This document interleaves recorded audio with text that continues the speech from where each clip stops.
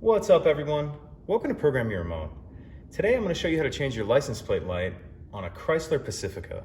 This is a 2020 model here, but it'll be the same on several different years. So the only tool you're going to need to do this is a flathead screwdriver. And let's get started. Now there's two license plate lights. You'll see one on either side of the backup camera. Both of them are going to be the same, so I'm just going to show you the one. On the inside, the part closer to the camera, you'll see this little tab right here that we'll just get under with our flathead screwdriver like that. And this will come out. And then to get this off, we'll just press this on this connector. We'll press this tab and that'll allow that to come out. Now there's no bulb in this. This is actually a whole LED unit, so you'll have to replace the whole unit rather than just the bulb.